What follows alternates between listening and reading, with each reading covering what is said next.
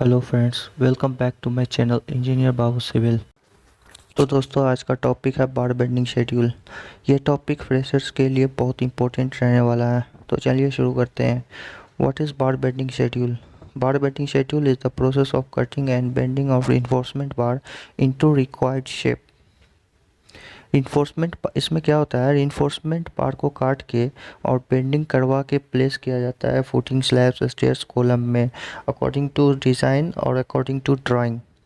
ठीक है, इस प्रोसेस को कहते हैं हम लोग BBS bar bending schedule.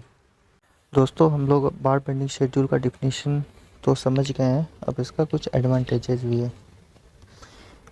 Number 1, it reduces construction cost and time. Number 2, it reduces reinforcement wastage in cutting. Number 3, it helps in improving quality control at the site. Number 4, it helps in stock management at the site. Number 5, it helps in auditing of reinforcement and provide a check on theft.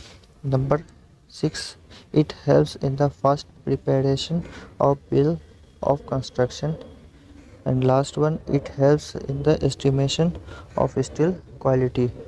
हमारा next topic है bend reduction and values. When we bend a steel bar, the length of the bar slightly increases due to stretching in the bending area. जब कोई हम reinforcement को bend करते हैं, ठीक है, उसका लेंथ ना थोड़ा सा बढ़ जाता है बेंडिंग एरिया पे ड्यू टू स्ट्रेचिंग।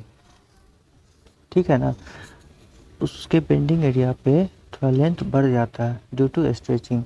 तो इसका थंब रूल है कुछ 45 डिग्री बेंड। अगर हम 45 डिग्री बेंड कर रहे हैं तो वहाँ पे 1D होगा।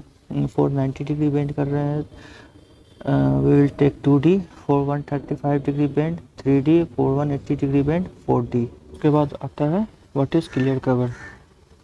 Clear cover is the distance between the outer surface of concrete to the nearest surface of reinforcing bar. इसका मतलब हो गया आउटर सरफेस ऑफ कंक्रीट और इनर सरफेस क्या हो गया, स्टीरअप और आउटर सरफेस ऑफ कंक्रीट के बीच की दूरी को हम क्लियर कवर बोलते हैं। उसके बाद होता है what is effective cover. Effective cover is the distance measured from the surface of the member to the centre of area of the main reinforcement। इसका मतलब फिगर में जैसे कि आप देख रहे होंगे, main bar in the column, main बार, उस मेन बार का सेंटर से लेके आउटर सरफेस ऑफ कंक्रीट के बीच के दूरी को हम इफेक्टिव कवर बोलते हैं। तो क्लियर कवर के वैल्यू भी अलग अलग होते हैं सब चीज़ में।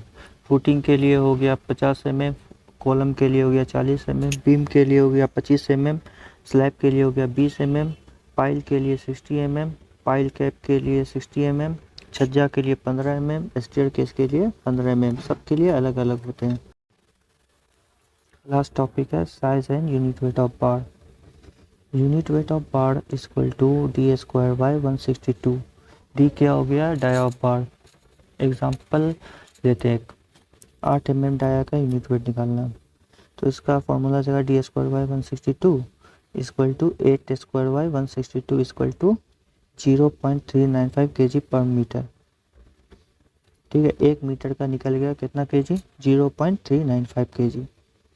अब 1 मीटर का निकल गया, बोलेगा 12 मीटर का निकालो, तो सिंपल है, यूनिट वेट इंटू लेंथ कर देंगे, 0.395 इंटू 12 इक्वल टू 4.74 kg।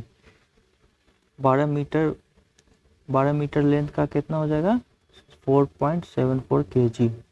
बहुत आसान है। इसी तरह आप लोग कोई भी डाया ऑफ बार का निकाल सकते हैं, कोई भी डाया के बार का निकाल सकते हैं। So friend, please like, comment and subscribe my channel. Thank you.